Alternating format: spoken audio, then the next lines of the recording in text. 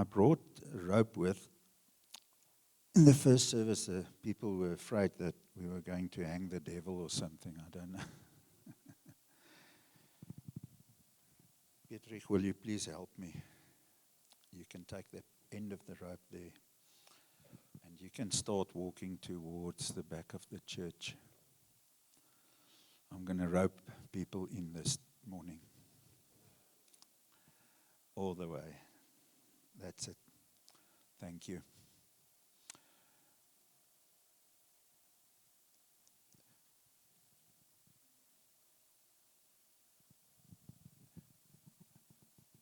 I want you to pray with me. I'm going to ask you to pray this prayer with me, with verbalizing the words. The reason for that is I want your ears to hear what your mouth is saying. There's something in that, something spiritual that has power. A lot of times we think about things. We have convictions in our minds, but we don't utter it. And that's sometimes our stronghold start. Because when you utter something, it means that you put it out there. That's why the Bible teaches us that with our hearts we believe, but with our mouths we confess. And we are redeemed by the love of Christ because of the confession of our faith, not the inner dealings with how we think about it. You see, God created you and me to be like Him. And when He says something, He says, hold me accountable to it. Nothing that God says loses significance even in eternity. Amen? Do you know that when you say stuff, you have the authority to speak life into things? The enemy will try to keep you quiet, to silence your voice. The worst place for a Christian to be is in a place where you think a lot and when you talk without confession. That means that your words are powerless. Amen? Now, if you don't agree with what I pray, don't pray with. But I'm not going to do something weird. Amen? So pray with me just so that you hear with your ears. Lord, this morning, we want to ask you personally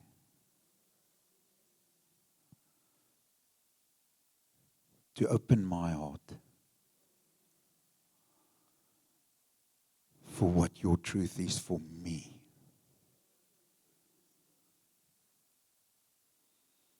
Break the bondage of short-sightedness and lead me in faith. I ask for a gift of faith, supernaturally, from you for the life you gave me. So it shall be. In Jesus' holy name. Amen. I use this rope as an illustration. Now, there's only so much rope I could buy. All right? So just bear with me. But when we talk about our lives, we think about the day that I'm born until the day I die. It should be shorter. It should be this short. But then you won't be able to see it. But think about it. This is just as long as my hand, maybe. But I live on after I die for eternity. So I can take this rope and I can cover the universe with it. I can cover every speck of the universe with that rope. And the end of the rope will still not be eternity. Do you know that you are an eternal being? You are a spirit in a body with a soul. Your body will die and perish in this time. God says He will give you a new body, but your spirit will not die, and your soul will go with you to the Lord, or to where, okay, for us, He will go to the Lord. Hopefully, the other option, if you're still worried, come speak to us afterwards. We'll assist you gladly. Amen.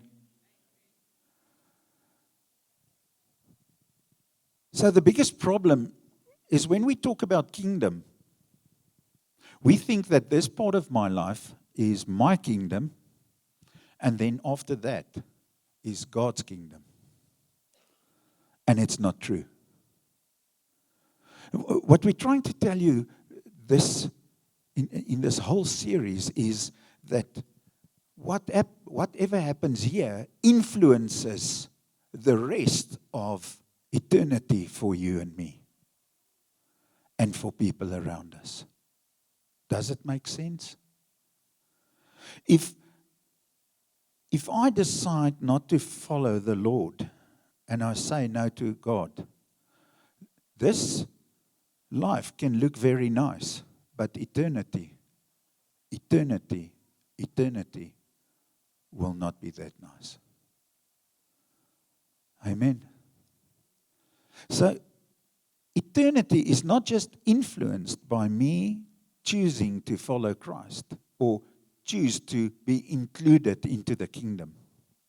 But the way I follow Christ also has a huge implication in eternity for me and for those around me. And I want to talk to you personally today about your eternity worldview. The kingdom that we pray, Lord, let your kingdom come. As on earth, so be it. As in heaven, so be it on earth. Amen. So, when we pray about God's kingdom to manifest on this earth, Jesus left this earth and He said to His disciples, He said, you will now build my kingdom. God is not building the kingdom on this earth. He is, but He's using people to do it. The angels don't just come and they manifest the kingdom. That's why we have gifts in the Spirit. That's why we have calling in ministry. That's why we are called to do God's work. If man does not obey regarding the kingdom will not come to the place. And when Christ comes and He returns, He will manifest the fullness of the kingdom. But the influence of that in my life, if I did not live as a partner with Christ in this kingdom living, has an influence on eternity for me. And I'm going to show you that. So sometimes we think that what we do on this earth is maybe a bit insignificant, but I'm telling you that it has a massive impact on eternity. We think influence, if God says we must have influence to see the kingdom come, that first we need to build up an authority. First we need to build up, we have to have a lot of money. We have to know the right people. No, that is this sort of kingdom thinking. Your money will be worthless. Your friends, whatever relationship you had with your friends, if you did not have a godly relationship with them, this will actually not in positive in the eternal realm. Amen? So when we look at the leadership picture, the worldly leadership picture, leadership is influence. A man that's not, a man that calls himself a leader that doesn't have followers is only a man taking a walk in the park. All those nice things. It's true. But where the heart of influence is where the difference is. We sometimes look at South Africa and we say, oh, there's so much corruption. I want to tell you that you can go to any country in the world and there are more corruption now in those countries than there were 40 years ago. It is you can immigrate where you want to go. You're going to immigrate into spaces where people are short-minded. They only think about the now and the influence of now. And they are going to live with the consequences forever and ever and ever and ever and ever. It is not a South African thing. It is a world thing. The thing is, why does God say to us, build my kingdom? Why don't we see the change? The reason for that is we try to use the worldly systems and the worldly way of thinking to influence culture, and we expect an eternal answer to it. And it won't work. You know what has eternal consequences? I want to read to you in Scripture in Philippians 2.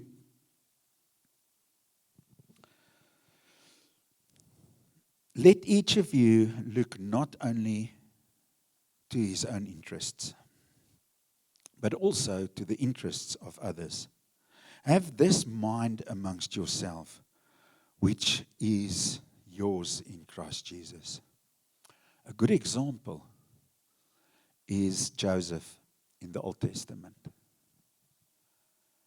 You would think that Joseph would have influence first, that he would have the right people around him that surrounded him, and that people would listen to his voice.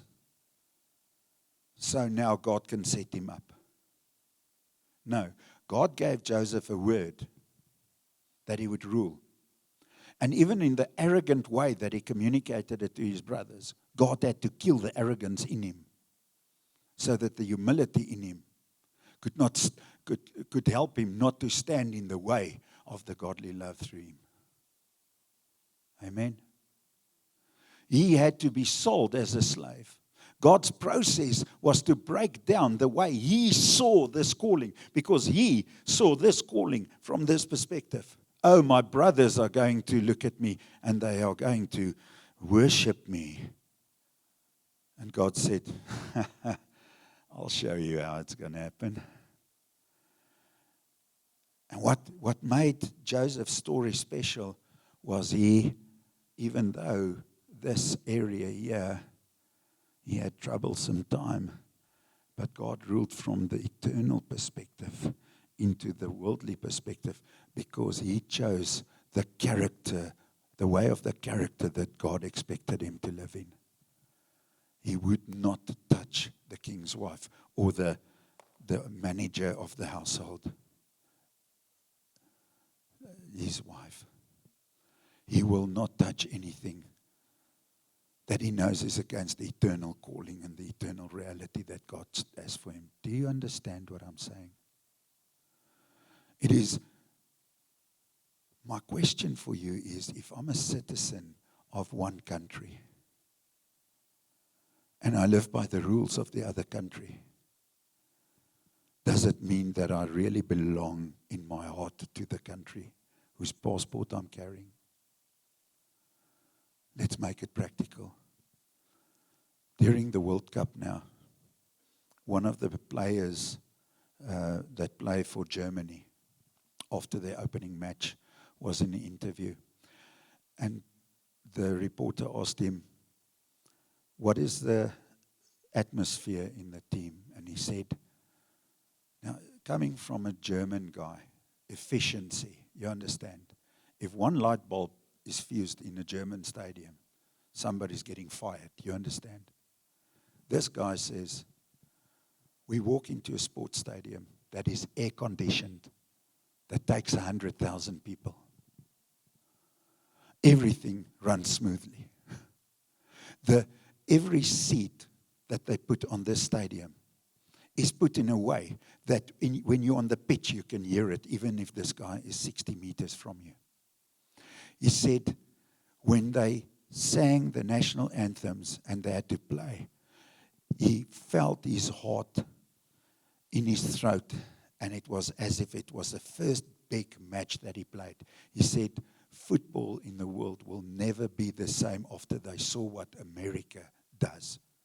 Doesn't mean we need to like or dislike America, but the way that America did things will, where an English football supporter, if he went to whatever club, I'm unfortunately a Chelsea supporter, so if they go to Stamford Bridge and it's cold, they say, oh, you want to watch football? Cold is part of the tradition. Now that guy goes to America and he says, you know what? Those people care for their spectators. They have aircon. So this tradition is actually harming the club.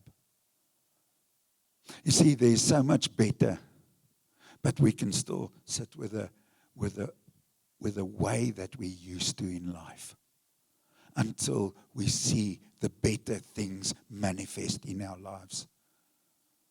And the thing with the kingdom is this: as long as we serve ourselves in life, God will not reveal the bigger, the greater, the more influential. And that is the problem.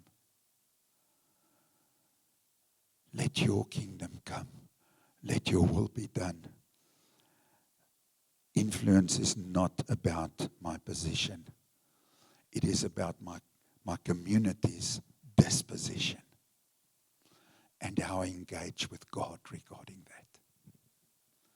If people at my work are rude, or there's a saying in the Old Testament, an onbesnede Philistine. What is that? An uncircumcised Philistine. If you work with uncircumcised Philistines, the culture might be toxic where you are, but do you know that the kingdom of God lives in you? And either you can become a slave to them because they have an emotional power over you, or you can rule from the kingdom of Christ that's living through the Spirit in you, and you can influence the culture in the organization in boldness. I'm not talking about, oh, okay, I'm going to be nice, and then in the boldness in spirit, where you pray with that boldness and you stand in authority. I want to give you a testimony of my sister, and it's my sister was always the one that did well at school. I was the one that brought stuff into balance. Okay. My mom would look at my sister's report and she would say, oh, yes, you know, it's very nice. My dear, you have 1B.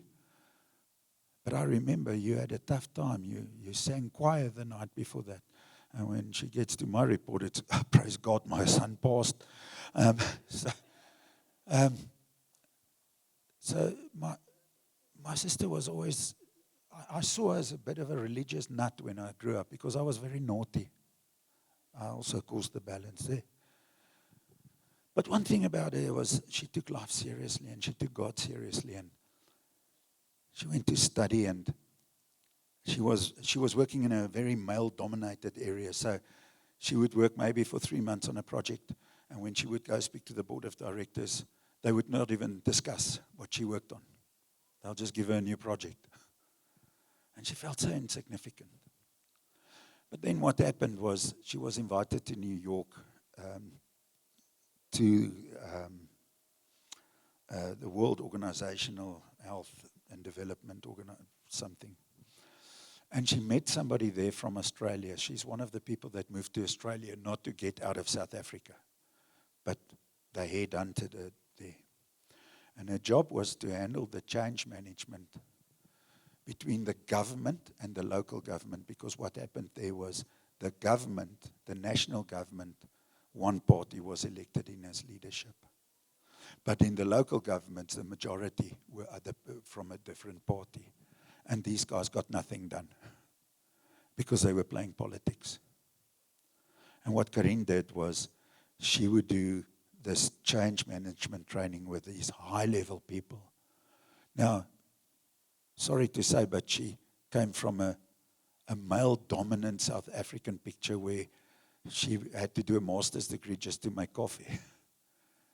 And then she went to Australia, and there, suddenly, she spoke to ministers and government officials. And she knew God placed her there. She said, only God could put me here. And she prayed about everything. And what she would do was this training that she gave everything she saw, that she made sure that it was on a biblical sound foundation. But in Australia, the only time you may say Jesus is if you use it as a curse word. You may not spread the gospel. So what she would do, she would pray about it. And she would do the training without quoting any scripture. And what happened at one point, where she worked with the big cannons, the guy said to her, you know what, most of us have MBAs here, but what you're telling us is really amazing because it touches our hearts, not just our minds. Can you share more about this? And she said, after this formal training finishes, if you're willing, you can stay behind and I'll tell you. And when they finished, she said to the guys, okay, so we finished. Oh, you can take a break. And then the guys that want to talk to me, I'll answer your questions. And the governor of one of the states were present. And he said, okay, tell us the story. And she said, you asked me. I'm not telling you because I want to tell you. I prayed about this, but I'm telling you because you asked me. Yes. She said, I'm a believer in the Lord Jesus Christ. He's my personal Savior, my King. And everything I do to the glory of Him.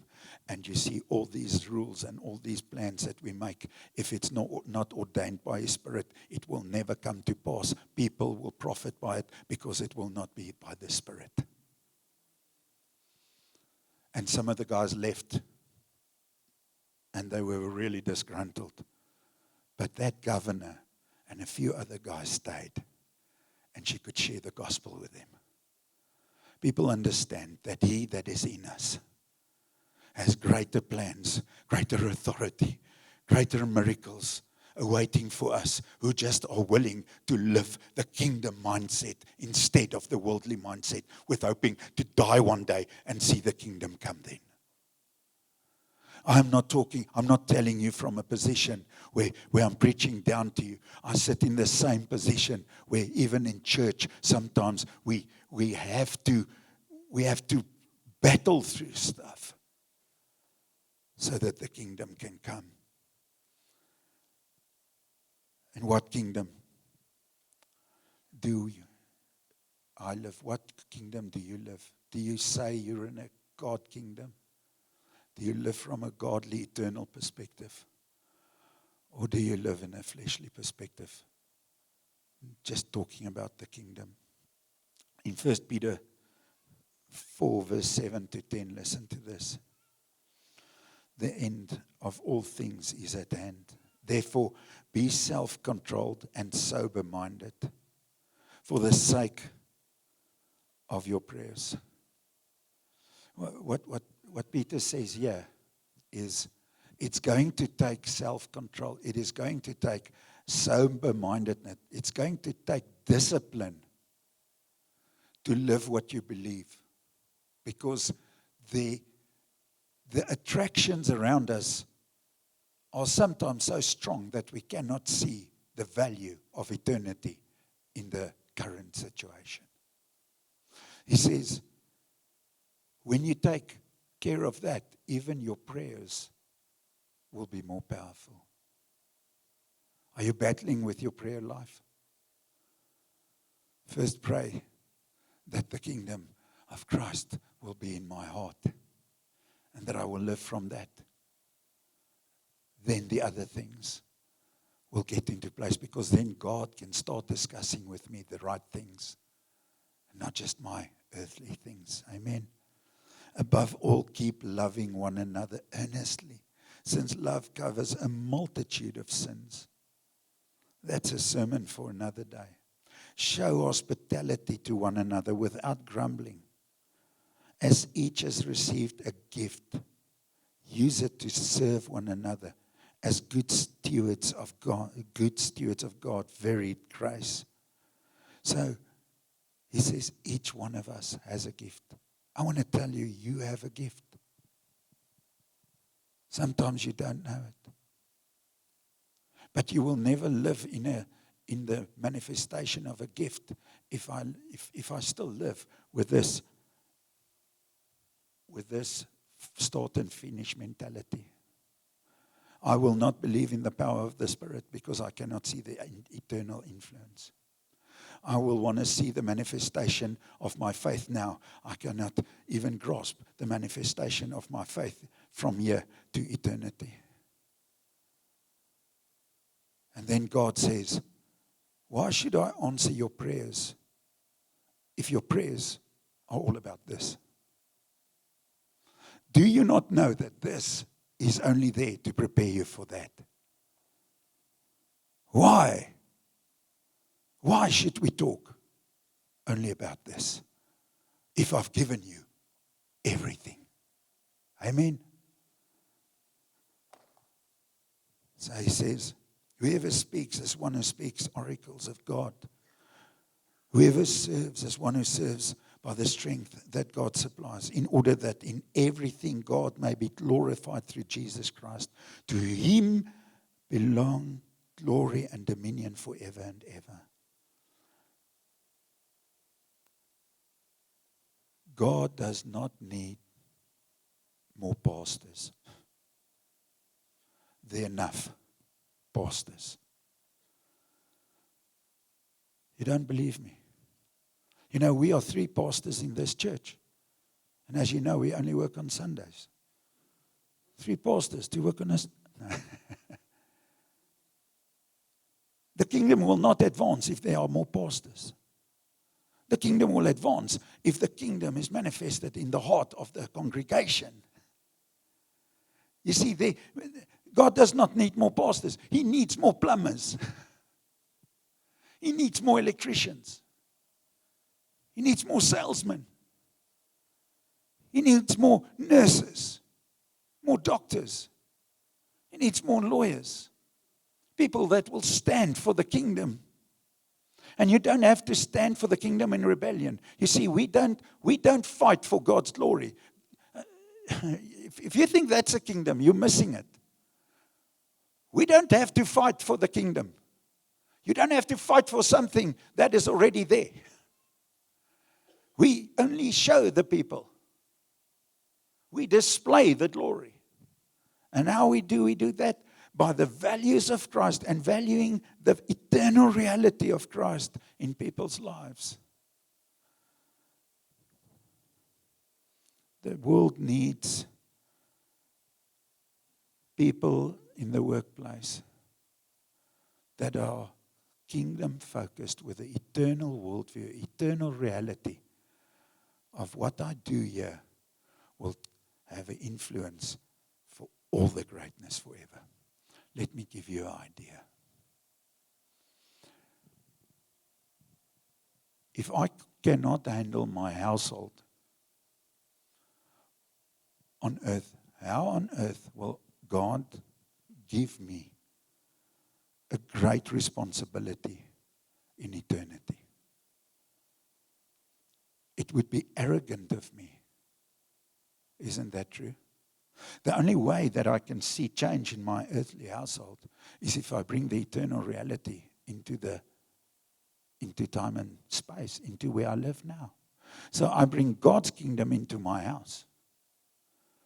We live in a society where the children become the parents and the parents become the children. You know what? Your children are going to hate you when they're older.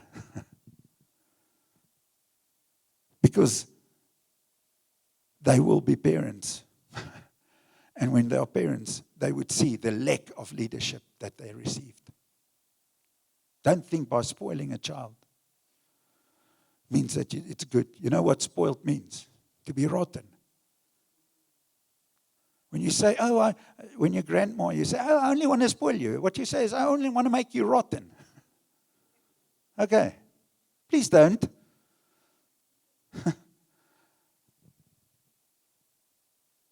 They need the character of God to be manifested and shown. And the glory, eternal. In Matthew 5, verse 16, Jesus says, in the same way, let your light shine before others, so that they may see your good works and give glory to your Father who is in heaven. The good works will happen when the eternal reality, the ever reality, manifests in the now. That is called a miracle. God has called you and me not to live a new code of ethics, but to bring the eternity into the reality.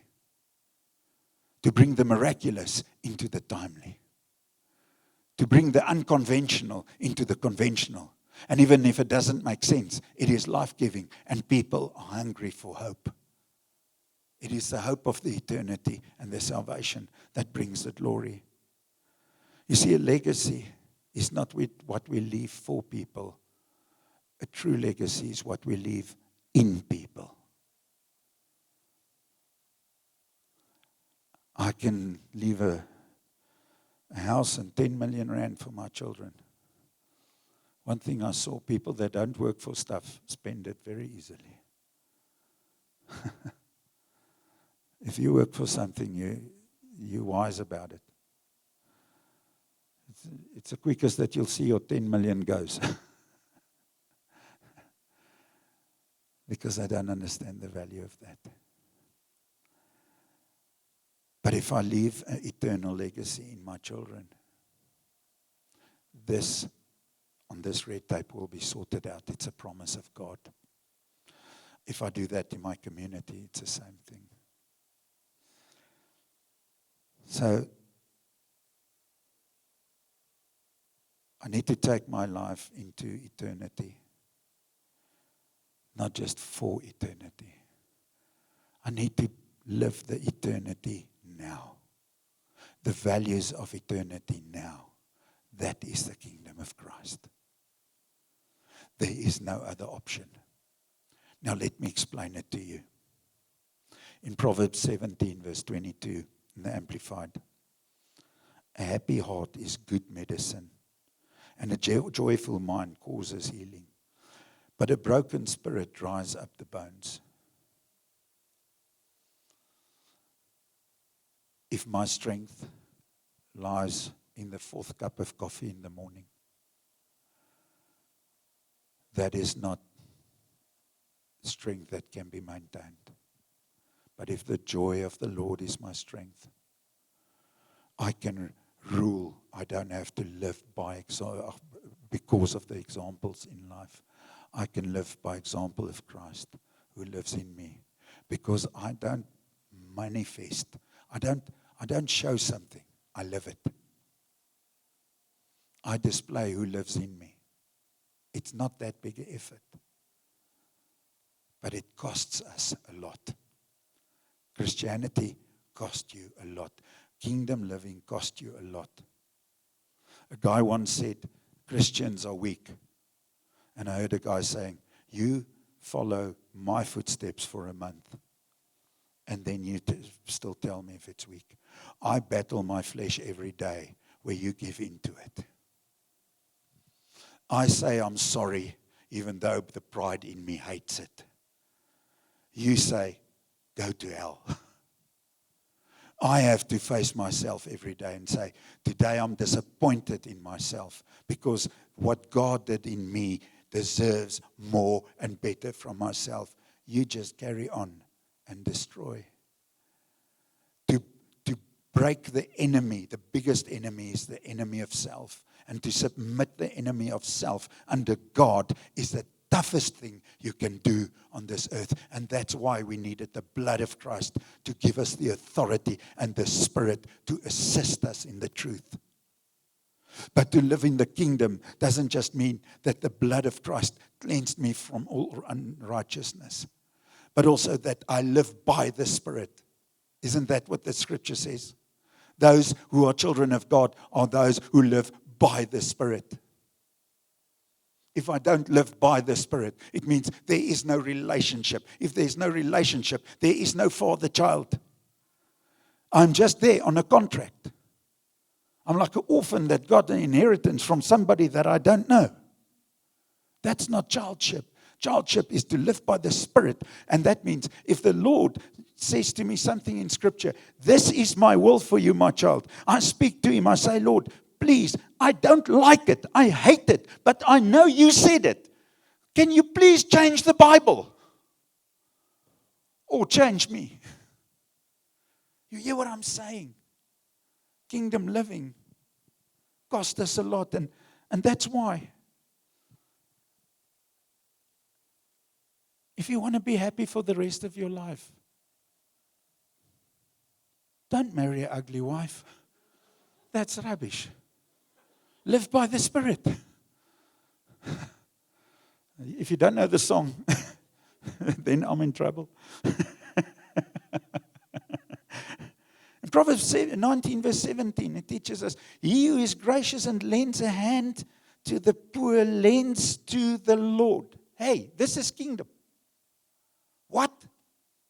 Are you borrowing God money? Yes. This is what Scripture says. And the Lord will repay him for his good deeds. Now please, my name is not Benny Hinn, okay? I'm not saying every rand you give to the Lord, he'll give you $2 back. What I'm saying is, if my hand is open, God can bless my hand. But if my hand is closed, if I just keep to myself, God will never in eternity bless it. Because then he will feed selfishness. God is not in conflict with himself. Amen? No, say ouch. It is so important. You know, we sometimes, people say, you shouldn't talk about money. Jesus spoke more about money than anything else. Because he knew that is where people value their lives. It's not about the head on the dollar note. It is about the head in my heart. It's that story, I mentioned it once. A friend of mine said, he has this beautiful young daughter, and she's now at this age where the young men visit, you know. And he said to her, you know, it's fine, but when the right guy comes, you know, I'm going to make an appointment with him. And I'm going to see him in my office, not in the lounge, in my office. Not in my office at the house, in my office. And I'm going to ask him for 3 months bank statements. That's all. Because in his bank statements, I will see what he values most. If it's PlayStation games and hunting rifles and holidays and cases of beers, Solikramers, I'm going to say to him, my dear friend, I can see what you value, and it's not my daughter. So gaan aan, bye. But if he can see this guy takes responsibility for his life, he saves, he uses his money in a way that values the words that he says, he will gladly say, I can see you will be able to look after my child. Guys, that's why we ask people CVs, to see what they do, how they live. You don't appoint somebody on their vision. Everybody wants to be the best. But nobody's willing to pay the price unless they can put it on that thing. So, band, you can come to the front. God does not honor our hard eye work. I'll say it to you personally. God does not honor of how hard you work. Okay. He honors your obedience. Because through your obedience, He can make you fruitful. And the tree does not know how much fruit he carries. You see, we want to push out fruit one by one. You know, a tree doesn't give birth to a fruit. A mammal does give birth to their fruit. Fruit just grows on a tree because it's got the right feeding. It is the right temperatures, the circumstances, and what's under the ground causes the fruit to grow. And the big thing about fruit is it's never about the fruit, it's about the seed in the fruit. And that's fruitful living. God wants to give us seed in our lives so that we can live fruitfully. But what we sometimes do is we are short-sighted and we eat the seed. Amen. The seed of my time. Oh, I never have enough time. Why should I pray? Well, if you eat that seed, you will not grow in your prayer life. God's not going to give you more seed to eat. My talents. Oh, you know, if only God gives me a spirit of wisdom and prophecy and healing. A guy once said to me, a young pastor, he said, I have the supernatural gift of healing. I say, well, gee, that's fantastic. So when last did God heal somebody through you? No, he can't recall, but he knows. God told him he has it. I said, no, you have Jesus.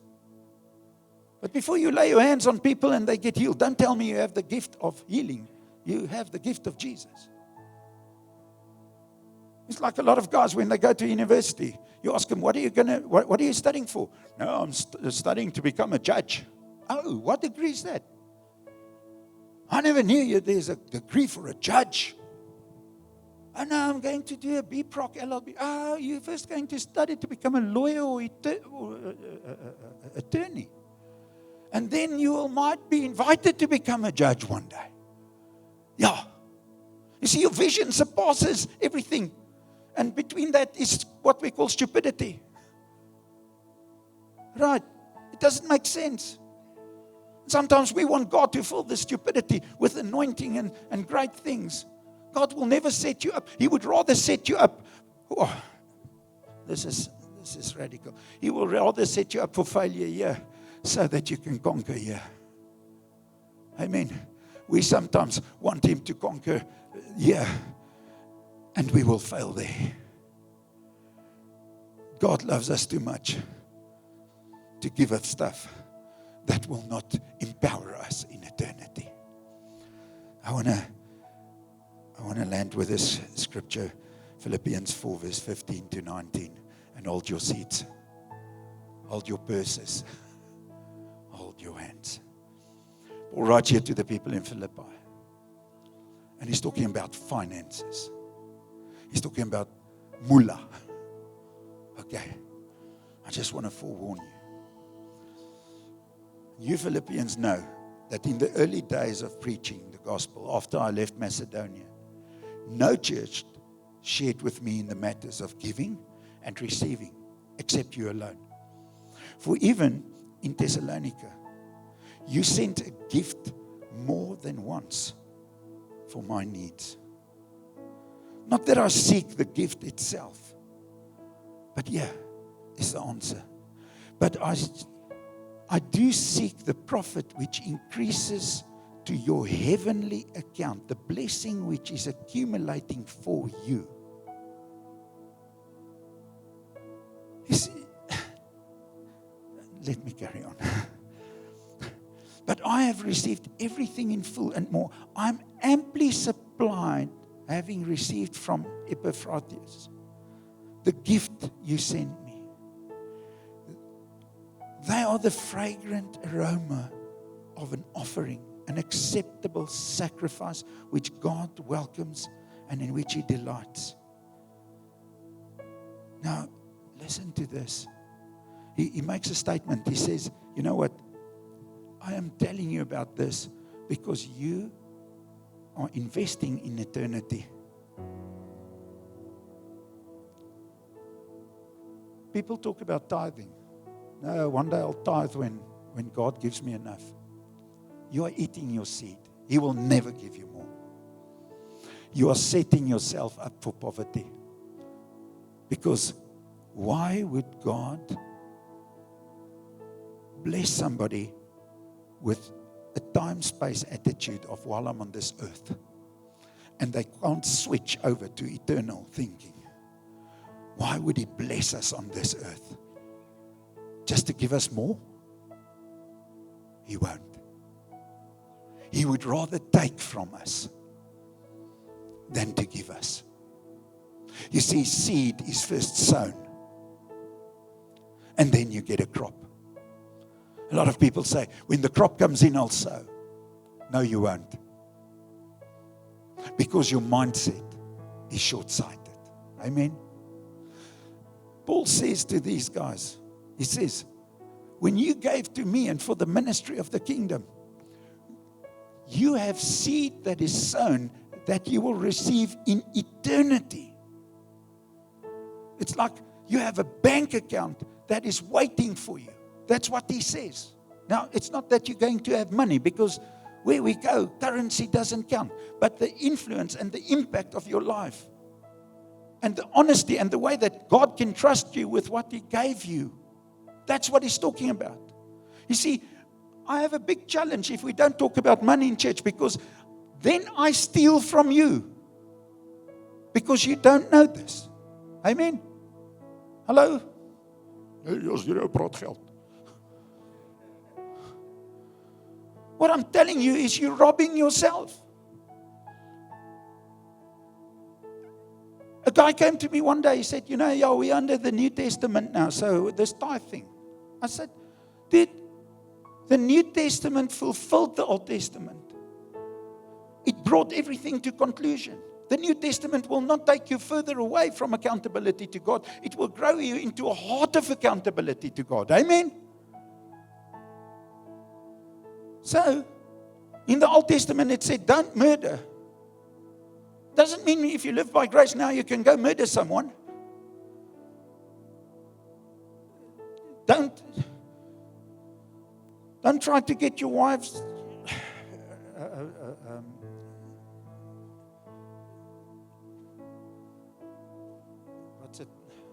your brother's wife. Yeah. God still hates it. When He talks about our financial contribution, do you know that those guys gave 60% of their income to the temple in the kingdom? Because they had feasts, they had first fruits, they had tithes, and then they still had to give to the Roman Empire. SARS has nothing on the Roman Empire, guys. Okay. It was legal for the official to bribe you or to get a bribe. What I'm trying to say here is not by the circumstances, but what kingdom do I serve? What kingdom does my bank account serve? What kingdom does my talent serve? What kingdom does my treasure serve? Because those are seeds. And if I plant those seeds here, so I said to this guy, if you want to know where you start giving, you start by tithing. Tithing means 10%. And then you will grow into you managing your finances with God. Then you will grow into a 30-40%. But if you cannot be consequent, if you can't have the stability in the basic, how will God trust you with more? Amen. So guys, I'm begging you. I don't get salary increases or anything. I'm begging you for yourself. Stop stealing your seed if you don't tithe. You are stealing the seed. And what happens is you don't have the freedom to go and ask God for stuff, because you know that you ate the seed that He gave you. God wants to bless us, He wants to bless the communities that we are in. Because if we have an open hand, God's hand opens for us. Amen. I've never seen a person with an open hand suffer. But I've seen many people with closed hands that have all their facts right, and they still suffer in silence. A guy came to me 2 weeks ago. It was a month ago. We were on a breakaway. And this young guy, he lives in a farming community. He says, you know what I picked up? And it really shocked me. He said, there are farmers in the area where my parents live. Some of them, their farms become deserts. And then the guy next door has record crops. He says, and the one thing that we could see there was the farmer that said, it's my farm, and I'll farm the way I want to, and I'll use my farm workers, and I'll do this, and I'll do that. That farm will be lost. But the one that says, this is a business to serve a community. This is a place where we use this farm to get the best practices, to do the best we can, to implement whatever is good for the community. Those farms flourish because God's blessing is on those people who are willing to open their hands. Not just farmers, but everybody else.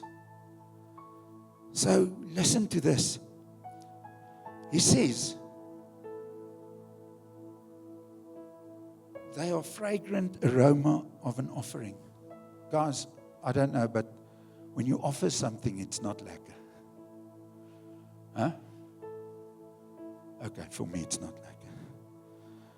An acceptable sacrifice. You know what sacrifice means? It means it's uncomfortable. If you have R1 billion and you give 1 million to charity, that's not a sacrifice. That's a tip. You understand? But if you have nothing and you take what you have and you go buy oil to anoint the Son of Man's feet, that is a sacrifice. The sacrifice which God welcomes and in which He delights. And now it comes to this. People quote this, but they don't quote the scripture before that. And my God will liberally supply full until full your every need according to His riches in glory in Christ Jesus. That brings Matthew 6:33 into context. Seek ye first the kingdom and His righteousness, and the Lord will see to it that you worry about nothing. Seek first the eternity of God's kingdom and the living according to that, and the red part of my life will be sorted. But the opposite is also true. Seek first my kingdom and my survival. And God says, okay, if you choose to look after yourself, I'll wait for you in heaven. The reason why I preach this, I please ask you to stand with me. While I was preparing this,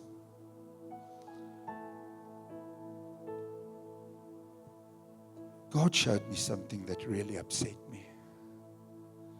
But the fortunate thing is, when God shows you something, there's always good that can come out of it.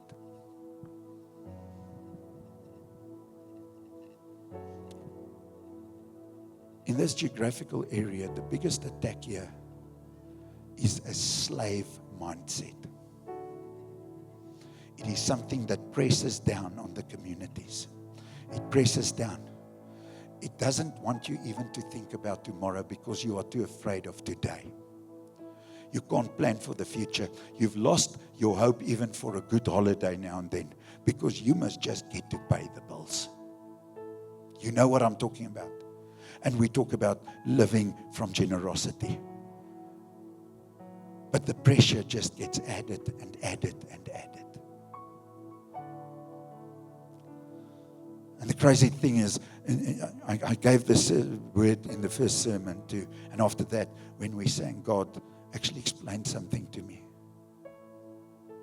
He has planted churches in this geographical area where people that followed specific things prospered. And the prosperity of this community can still be seen through what happened there. But something went wrong there. And that's not my place.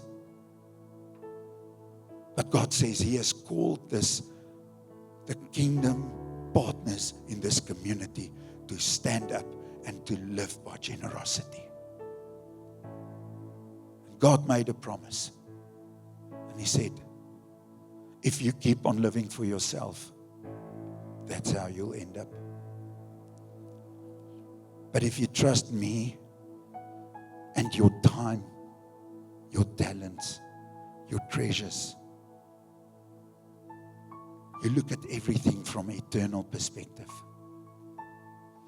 I will look after this time. You can bank on it. So I want to prophesy over you, if you allow me. Not because I have the yearning, but it's because God told me to do it. Are you willing to accept? Okay, then I won't. Are you willing to accept? Lord, I thank you for every word that is led by your Spirit. I thank you, Lord, for your glory and the price that you paid and that you are still paying by pouring out your heart and your love and seeking, who shall I send?